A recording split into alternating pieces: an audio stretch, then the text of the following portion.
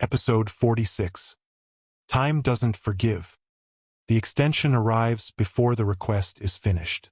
That is how Rahul knows he has made a mistake. He is standing alone on the pedestrian bridge at 3:07, the city humming beneath him, when the pressure loosens instead of tightening. The usual compression behind the eyes eases. The air feels lighter. Sound regains depth. Time does not argue. Complies. Rahul exhales sharply, knees weakening. For weeks, the pressure has been constant. Not aggressive, not urgent, just present, like a hand resting on his shoulder, reminding him that something unresolved is waiting to be collected. He has paid already. Once. 2 years ago, he paid with sleep. Entire nights vanished, replaced by exhaustion he could not explain. Doctors found nothing wrong. Tests came back clean. His body adapted just enough. The pressure retreated. But it never left. It hovered. And now it has returned, heavier than before. That is why he is here, on the bridge, at the minute, asking again. "I can't do this right now," he says quietly, voice steady. "I need time." The words feel foolish the moment they leave his mouth. Time does not respond to tone. It responds to balance. The pressure shifts. Not away, aside. Rahul feels it immediately. The sensation is unmistakable, like a ledger being reopened rather than closed. Then it releases, completely. He staggers back, gripping the railing, heart pounding. The relief is intoxicating. His thoughts clear instantly. The low-grade panic that has been humming under everything for months dissolves. His breathing slows. The city looks solid again, not brittle. He laughs once, a short, disbelieving sound. It worked. Time has agreed. He does not ask what it took. That is the second mistake. The following days are easy. Too easy. Rahul wakes rested, focused, productive. He finishes work ahead of schedule. Conversations flow without friction. He laughs more, sleeps through the night. The pressure does not return. 3:07, nothing happens. He stops checking the clock. That alone should have warned him. On the fourth day, he notices the first anomaly. It is small. He reaches for his phone and realizes he cannot remember the last time he charged it. Not because he forgot, because the memory does not exist. The phone is fully charged. He dismisses it. Residual stress, he tells himself. Debt doesn't vanish cleanly. On the sixth day, he misses a meeting. Not because he forgot it was scheduled, because the hour containing it is gone. He arrives at the office at noon and feels a faint jolt of confusion. His calendar shows a completed meeting from 11 to 12 o'clock. Notes have been taken. Tasks assigned. He recognizes his own handwriting. He does not remember being there. The gap is clean. No pressure. No warning. No missing minute sensation. Just absence. Rahul's pulse spikes. He checks the time instinctively. 12:03. He breathes slowly, grounding himself. This is fine, he tells himself. This is manageable. The extension is working. The cost is simply deferred. That night, he dreams without imagery. No scenes. No memories. No narrative. Just the sensation of falling through numbers that keep multiplying. He wakes at 3:07 exactly. Sweat soaks his shirt. The pressure does not come. Instead, something else does. His left hand spasms violently, fingers curling inward, nails digging into his palm. The pain is sharp but brief, gone as soon as it arrives. He sits up, breathing hard. This is new. He flexes his fingers carefully. They respond. Everything appears normal. The next morning, he finds a mark on his wrist. A thin red line, like a burn that never blistered. It does not hurt. It does not fade. He does not remember how it got there. Rahul begins documenting again. He has learned that forgetting is dangerous. He writes times, sensations, gaps, physical responses. The pattern forms quickly. Every time he feels relief, something else accelerates. His body heals faster than it should. Cuts close almost immediately. Bruises fade overnight. First, he is grateful. Then he realizes the implication. Time is not forgiving debt. It is compounding it. He tries to renegotiate, carefully this time. At 3:07, he stands in his kitchen, hands flat on the counter, posture calm. "I can pay gradually," he says. "You don't need to take it all at once." The pressure flickers. Not anger. Adjustment. Rahul feels a sharp ache in his chest. Then release. The next day, he loses an entire afternoon. For hours gone. Not skipped. Spent. His calendar fills itself in with activity he cannot recall. Messages sent. Decisions made. All correct. All efficient. None remembered. The extension is still holding. The pressure remains absent. Rahul realizes the danger too late.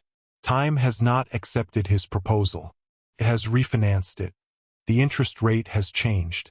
On the 10th day, he notices people reacting to him differently. Not fear. Not concern. Distance. A coworker hesitates before speaking, as if unsure whether Rahul is present enough to listen. A friend repeats herself more often, unconsciously compensating for something she cannot name. Rahul feels normal. That is the problem.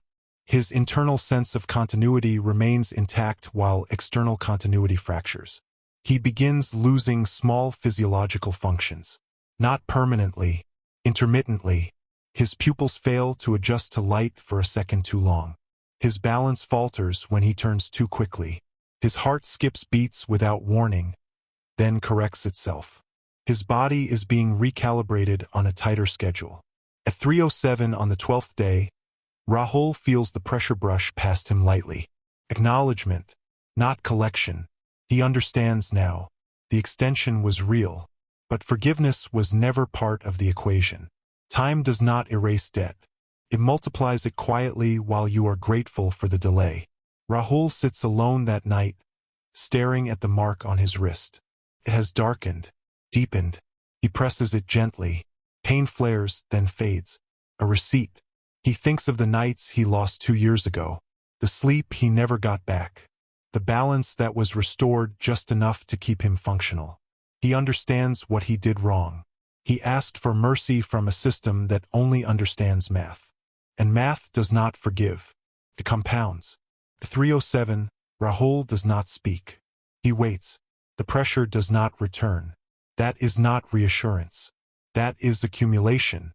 He feels it now, stacking quietly beneath the surface of his life, invisible but growing. The extension is active. The bill is not. And when it comes, it will not look like punishment. It will look like arithmetic. Rahul learns the shape of compounding interest through absence. Not sudden disappearance. Not dramatic collapse. Through multiplication. On the 13th day, he loses 47 minutes. Not a minute. Not an hour. A specific, uneven amount. He notices because his coffee is still hot when he returns to his desk. Yet the meeting he remembers preparing for has already ended. The notes are written. The decisions logged. His name appears next to action items he has no recollection of agreeing to. The room feels tilted. He checks the clock twice to make sure it is real. It is. There is no pressure. No warning sensation. No sense of correction initiating. The extension is still active, which means the debt is still accruing. Rahul begins running experiments on himself. He documents every loss, every gap, every physiological irregularity. He tracks heart rate variability, sleep cycles, reaction times. He installs apps to monitor microsleeps and attention drift. The data forms a curve, not linear, exponential. The gaps widen faster than they arrive. On day 15, he loses an entire morning.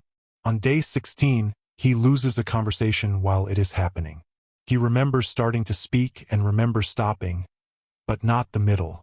The person he is talking to does not notice anything wrong. That terrifies him. The system is no longer disrupting social continuity. It is optimizing through him. At night, his dreams shift. They no longer feel symbolic or abstract. They feel procedural. He dreams of numbers being rearranged, of balances recalculated, of ledgers updating themselves without human input. He wakes calm, too calm. 3:07, nothing happens. That silence becomes oppressive. On the 17th day, Rahul notices the first irreversible physiological cost. He cuts his finger while chopping vegetables. The cut closes instantly, not healing, closing.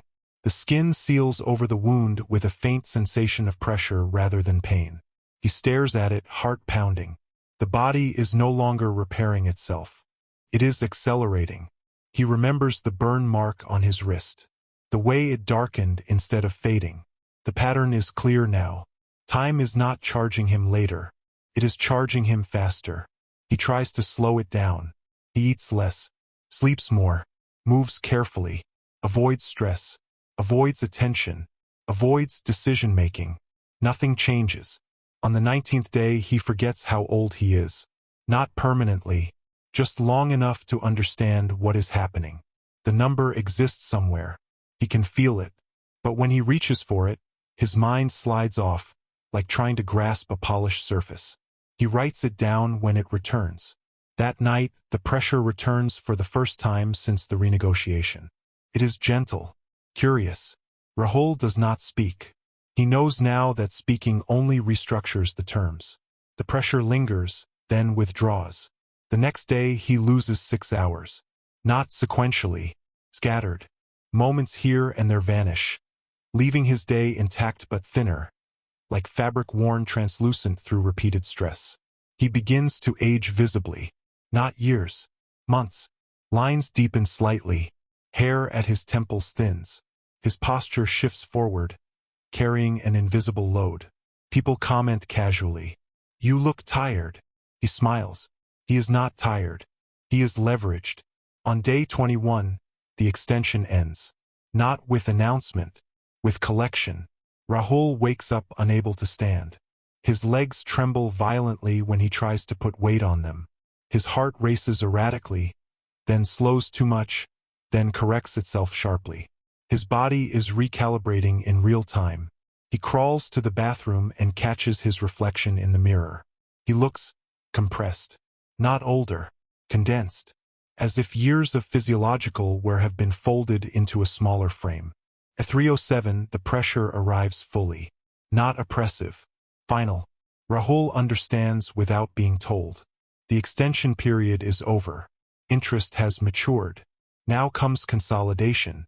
He feels it move through him not as pain, but as reallocation. Something is being taken. Not memory, not time, capacity, the ability to absorb future stress without cost. When the pressure leaves, Rahul remains alive, functional, but diminished. He tries to stand again.